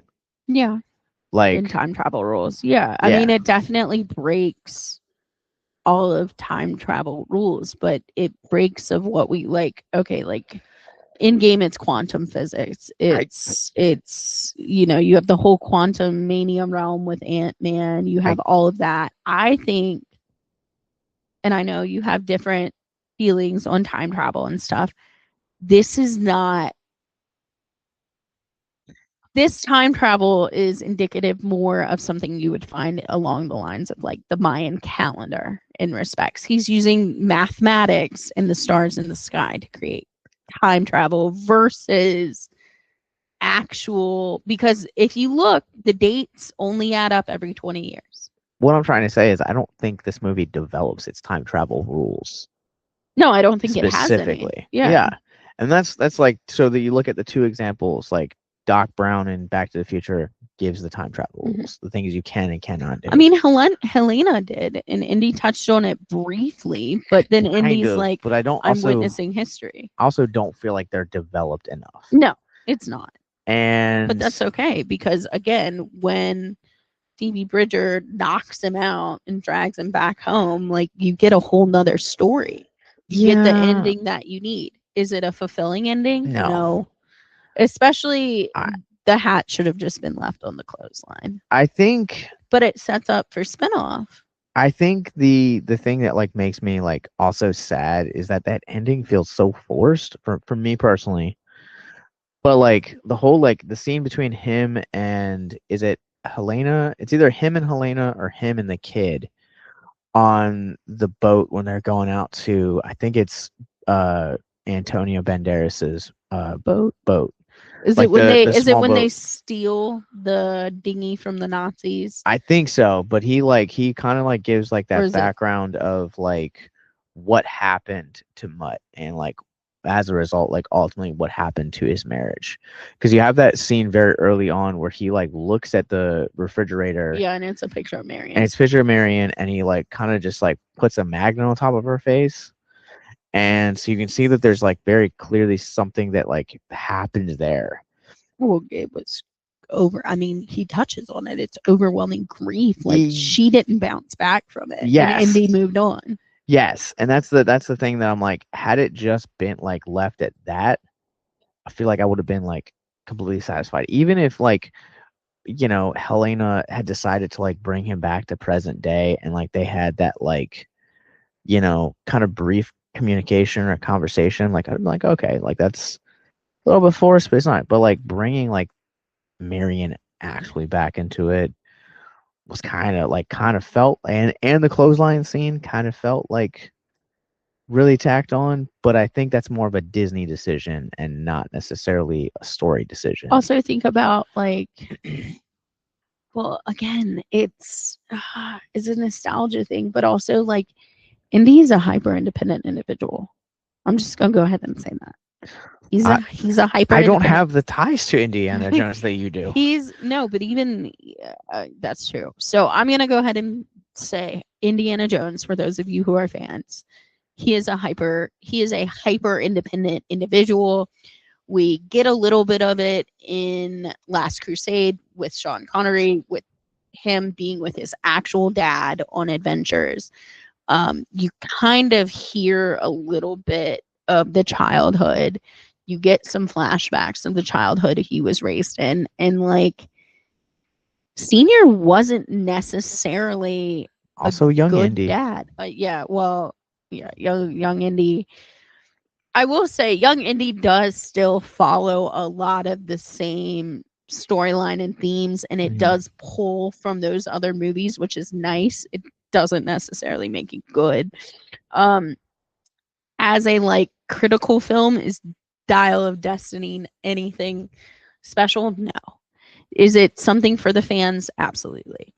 Yeah, like But also with Indy being hyper independent and Marion coming to help, I know you didn't understand this scene, and I know I was way too invested and I was like tearing up and crying. But when they are having that, it hurts everywhere. Oh, it doesn't hurt. Where doesn't it hurt? Here. yeah. That is an that is a nod back to that original Raiders of the Lost Ark. Well, it's also like so like That's why it was perfect for me. James Mangold, who took over from Spielberg on this movie, did the last two solo Wolverine movies. He did Right. the He did Wolverine, Logan. which was okay. It's either you really loved it or you really hated it. Like there wasn't really any Yeah. gray area for that. Logan, I'll I liked Logan. I will it'll be a hill that I die on. Logan is single-handedly one of the best modern day superhero movies we've ever gotten and probably ever What's the will most be. realistic and complete Yes. honesty? And it was I loved Deadpool and Wolverine, but like Logan was like the perfect ending to that character. But if you look at Logan compared to Dial of Destiny, if you're looking at flow, directorial rise, there are parts of Logan that are really, really, really slow for me too. So I think, but you're a superhero guy. You like Wolverine. You like Deadpool. That is why Logan is one of those movies made for this guy. Whereas Dial of Destiny, he definitely made for Indiana Jones. And I think there's something to be said about that. Is I would want to look at some of his other movies and see, okay, is he making these movies that are necessarily not doing well, I would say critically or critical wise, Oh no, they were but everyone has always like he's got a good track record with critics. that's what I'm saying is like maybe they're like more like fan, like for the fan. They're not for everyone. They're for these special niches because like I'm not a Wolverine or Logan. I love Deadpool, but I am not a Wolverine or Logan fan. I like Logan. I love the movie. I love Little X-23. It was something that my oldest got me into that character, and so watching Logan with them definitely, like, it made me think differently. But you brought it up, and now I'm like, I look at Logan and I look at Dial of Destiny. They are both very, the way both of those feel to me are very niche. Logan hits the superhero market. Indiana Jones, or Dial of Destiny, hits that Indiana Jones nostalgia, because for me it was all of those movies and all of those little things. I guess it was like when we watched New Nightmare, you knew all the background with Freddy Krueger and Heather's character. Mm. And I didn't have that context, so I was looking at it pretty blind. Yes, you've seen the Indiana Jones, but like, you've only ever looked at it from a, like, having to analyze it point of view versus a, like, oh, I love this series, I love this film. Kind of like, I've never watched an Indiana Jones movie solely for pleasure. Yeah, you're right. Like, they've always been for content. Temple of Doom might be your first, where you are just going because I get too excited about Indiana Jones. Well, sure. It's it's That date might nights. be your first, like, watching it for pleasure. I mean, well, yeah, I think about also too, like, but no, like, the reason that I was bringing up Mangold was specifically because, like, I think I don't know, it's a different perspective. I definitely see, like, you can definitely feel that it's like, it's not Spielberg, but also it's someone that is a fan of it, because there would be like multiple times where, like, we would be watching and you'd be like, this is a callback, or this is a callback, Yeah. or like, even the kid who he's supposed to represent Short Round. Helena's, like, assistant in this movie is, like, again, like you said, like, he's like Short Round. Yeah. Which, if you took him out of this movie, would make literally almost no difference. Granted, he's the reason that he got back. He's literally the whole reason they get back from Syracuse. I just said that, but also, largely, he did not have to be in this movie. He, like, aside from the grand, like, climax of this movie, Home Dude just kind of seemed like he was just his there. story arc was there from the beginning, though. They opened and closed it. They opened it with him getting piloting lessons with just random shit that he's thrown together to look like a cockpit in that bar, in that hotel where that auction is taking place, from a drunk American pilot, no less. And then full circle, as he's flying his own plane that he's never flown before into another time and space blip, and then has to go back to the present.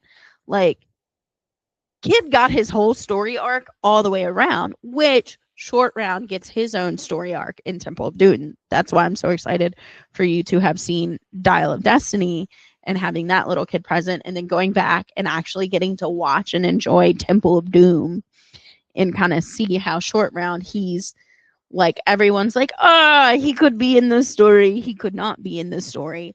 But they both have their own little full what? Don't you talk ill of Kiki Kwan, one of the greatest child actors of the 80s, and now an Academy Award winner. He is. So just a side note real quick, like, Kiki Kwan has probably one of the most fascinating careers that I've ever encountered. I don't know if you know this, but this will bring it back to X-Men as well. So not only did he have, like, some of the most iconic roles of the 80s, whether you're talking about Temple of Doom, Goonies. Oh yeah. But he also would go on to become a fight choreographer. He was a stunt and fight choreographer for the original X-Men.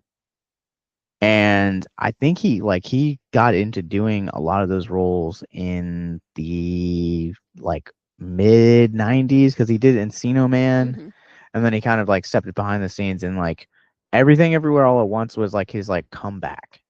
Won an Oscar for it. So this is why you need to see this movie. It's so fucking incredible. But, like, Kiki Kwan is just, like, yeah, I'm not knocking on him. I'm just so knocking good. on the whole, it's, you say you could take it or leave it. When you watch Temple of Doom, just think about Short Round, and whether not the actor, just think about the character itself. I love Short Round.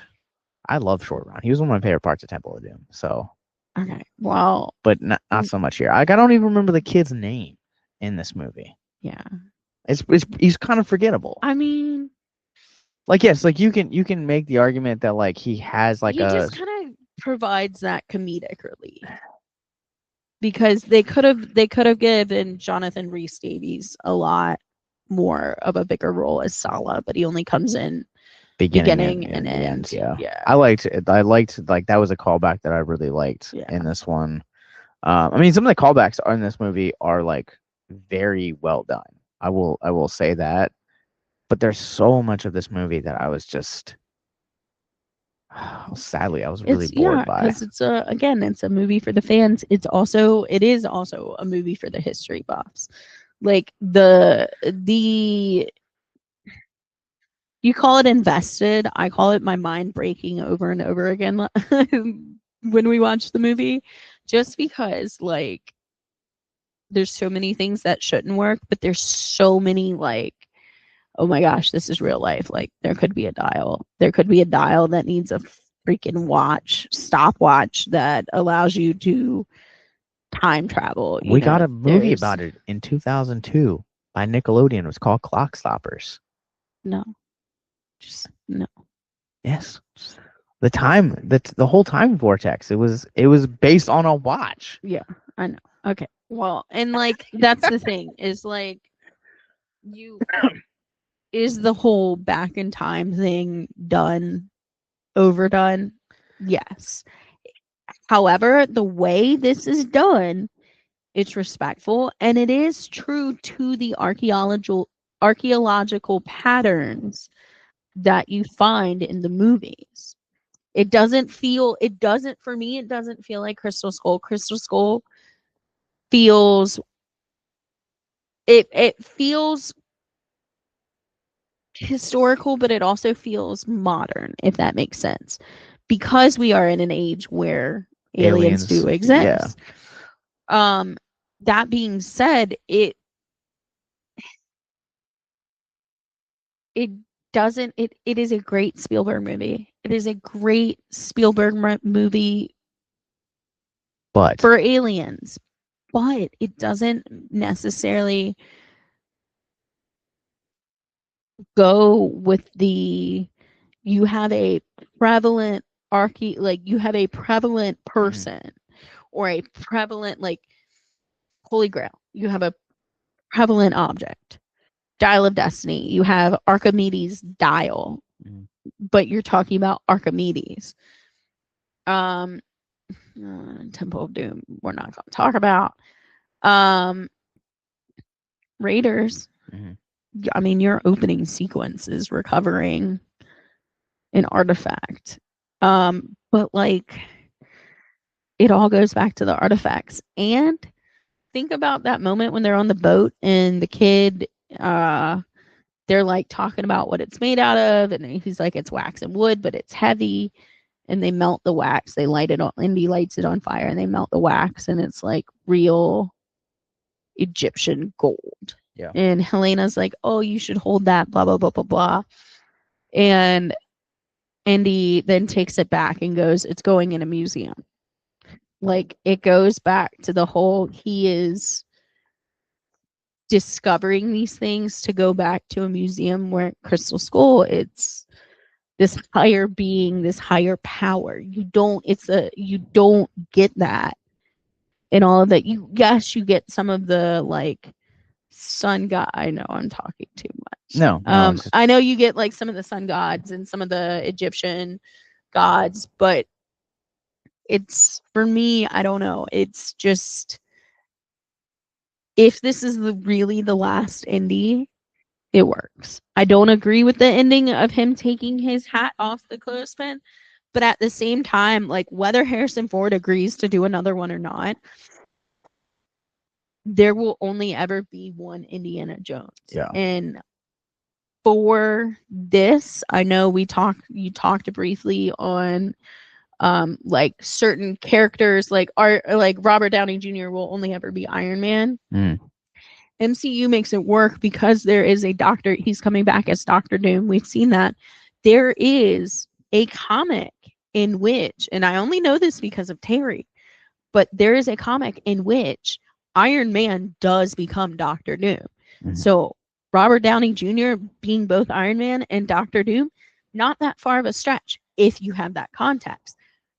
Harrison Ford can only be Indiana Jones. I was happy to see a non-de-aged when Solo came out. I was very happy they had a different actor being Harrison Ford's character, being Han Solo, because Harrison Ford to me is not Han Solo. Harrison Ford is Indiana Jones. That is his legacy. And yes, I know he's done plenty. He's done amazing. I've never been upset by an indie, or not indie, but by a Harrison Ford movie. I'm also not a classic Star Wars girly either. So like it makes sense that I don't like Han Solo, but like he this is where we will argue. He is that character. No one else can be Indiana Jones. Crystal Skull, yes, I understand Mutt could have taken it up. Shia LaBeouf could not have been the new Indy. Indy is one of those legends where it'll die. It'll always be Harrison Ford and it'll live and die with Harrison Ford. I understand we're not counting young Indy in this Well, at all. also you have to factor in that it's Disney, so ultimately the mouse is also going to have the last laugh, and it's up to them. They're looking after franchises. Now, I don't think Dial of Destiny performed very well where it would demand it, but I digress. The point that I wanted to make was that like it makes sense from like a perspective of like a more modern day that when you have introduced the thing that your your protagonist is going after is going to be aliens, it makes sense that time travel would be kind of that like next evolution that you would be introducing. Yeah, I mean, but again, it's I look at Crystal Skull as a standalone. I'm not saying that I don't dislike it. Um in fact, like Last Crusade is my least favorite movie. I know it's your favorite movie. It is my least favorite movie. You got Um Han Solo and James Bond teaming up. What more could you want? I also am not a I am not a James Bond girl. Well, I am a very specific James Bond girly. Pierce Brosnan. But beyond Pierce Brosnan, I am a James Bond music girly. So I've enjoyed all the music that has come out of it instead of the actual movies themselves. They just kind of, it's like playing it literally playing like a Bond 007 pinball machine. You can watch all the movies in like 10 seconds if you play the right ball. I digress. That's not what we're talking about here. But Dial of Destiny, you still it's the history for me, man. Like it is the history buff. Like I don't think you understand like how much like history and like most of my background is in French history. Yes, it's not, but like I love history. I love the American Revolution. I love a lot of the international wars. I love a lot of the British wars. I love the French wars. But I also love like the archaeology. I love the history behind it. I am one of those people who will spend an entire day at one of the Smithsonian's if I can, because I am also, this is going to cause a lot of problems for people. But here in Richmond, we had it a little while ago, but the Civil War monuments, I am one of those people who said, hey, they belong in a museum, like take them down, but shove them in a museum, put them in a museum archive so that the history is not erased. And Yeah. honestly, I have no idea where those statues are housed now. I would assume probably in the archives of the basement of the BMFA. That would be my best guess, unless it is something that the Smithsonian chose to purchase and take hold of. But I have a lot of friends they need to be gone, they need to be obliterated, they need to be blown up. But when you look at things from a history side, like this movie, Dial of Destiny, you are fighting Nazis in Raiders of the Lost Ark. Your favorite, Last Crusade, and then again, Dial of Destiny. So it always comes back to the Nazis. That's why Temple of Doom and Crystal Skull, they're like side adventures. They fall into the young indie category. Not necessarily young indie category, but like with like how bad that spin-off show was, but like in the realm of it doesn't fit. It fits the timeline historically, but it doesn't fit the overall themes, and that's why Dial of Destiny, it goes back to the originals. It goes back to the Nazis. I will be the only one to say this. Indiana Jones, we could be in the 80s and we still need to be fighting Nazis. Like it, it because of his adventures during the war that we don't see, that's what I would love to get. I'm not saying there should be one. I am fine if Dial of Destiny is the last one. Please be the last. Please be the last. Please be the last. You just don't want to have another conversation on Indiana Jones. I'm betting. No, That is not it. It's just that this movie is like, unless you're gonna bring back Spielberg and possibly make it a prequel, which I know you hate. Because I mean, it could be a prequel if it was in that 1939 to 1944 you era. gotta recast if you're gonna do that. But Harrison would have to be fully a part of the production of it then, because there's no one that can play Indy. Princess Bride that shit, you know? It's just a story that he's telling to his grandkids. Boom. No. He's still in it. Problem solved.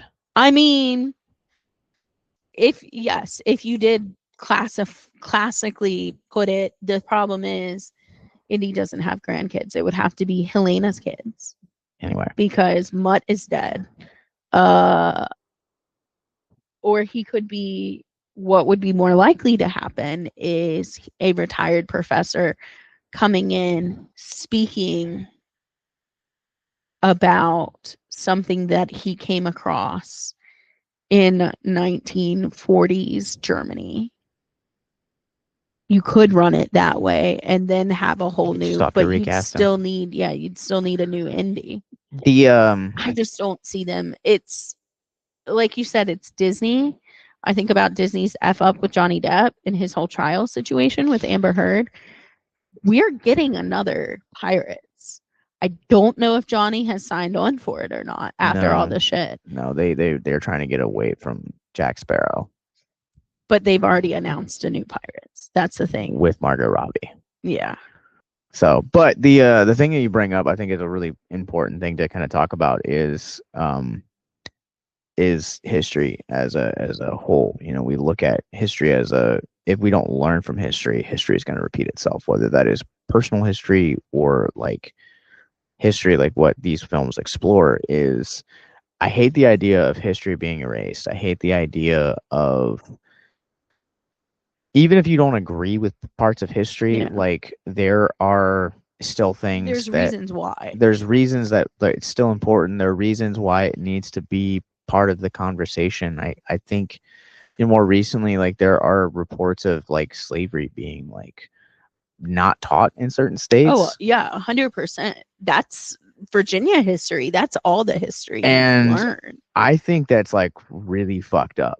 I think it's really one of those things that we need to embrace the flaws, because they've made us who we are today. And like, even when you're looking at like just your own story and your own personal history, like don't discount the stories that you have, or the events that have taken place in your life, because they've shaped you. Like the experiences you go through.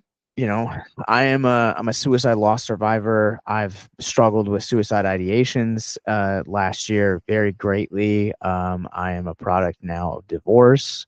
I have been cheated on a few times. There are so many. I struggle with depression and anxiety, but there are moments where it's like I wouldn't change that for the world, because they've made me the person that I am today. And I think you could say the same as about history as a whole, is like erasing it doesn't make the bad parts of it go away. Like if you don't talk about it, it doesn't mean that they didn't happen. I think we need to talk about them, because like, and destigmatize them, so that we can learn from them and grow from them and create a brighter future for the generations to come. You also say, you mentioned like erasing it so history doesn't repeat itself. History never repeats itself. It's just a never ending. I call history a never ending loop of a roller coaster. Mm. You know, when you everyone says, oh, history repeats itself, we don't learn from our mistakes, we don't learn from our actions.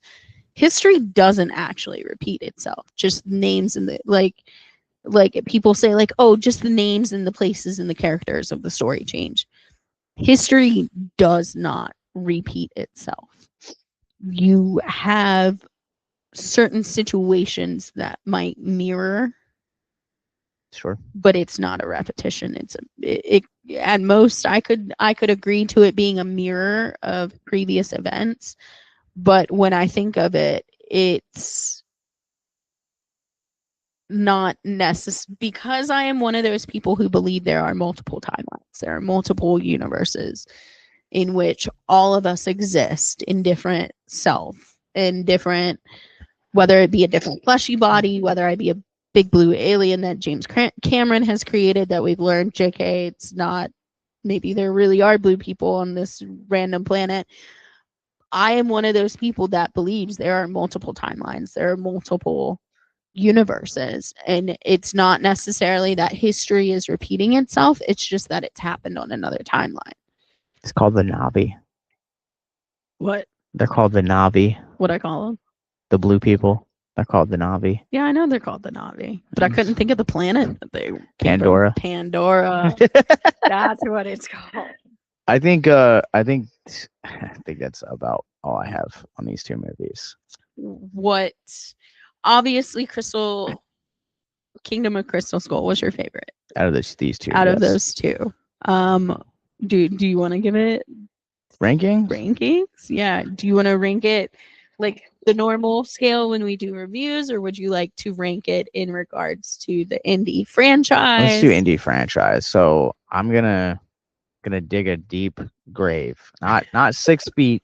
I'm gonna do 12 feet just so I never can assure myself I never have to watch it again. Dial of Destiny, 12 feet down. You know, you're gonna have to watch it again. On top of that, I'll put I'll probably put Temple of Doom, but it's always for now. It's been a while since I've seen it. No, I'll probably put Raiders. Look, Raiders. Anyway, Raiders, Kingdom, Temple, and Last Crusade. So for me, it's Crusade. That's fine. It's probably not 12 feet down. I'm not gonna bury it because it's not a bad movie. But it is gonna be Crusade, Temple, Crystal Skull.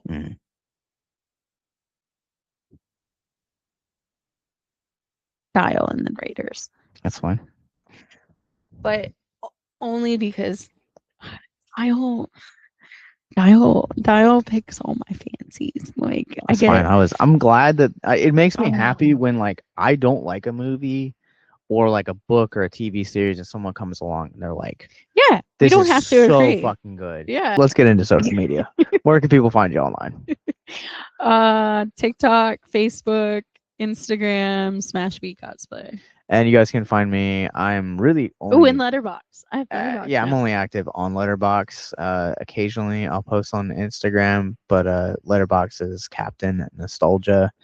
And you guys can follow Victims and Villains, our parent company. We're on Facebook, Instagram, YouTube, as you guys are watching this right now, and wherever you guys get your podcasts from, or you guys can go to victimsandvillains.net, where you guys can also find links to our mental health resource library, other podcasts on the network, as well as more movie reviews. Until next time, I'm Josh. I'm Ashley. And whether you're feeling big emotions, big feelings, or big events, just remember you're going to need a bigger boat.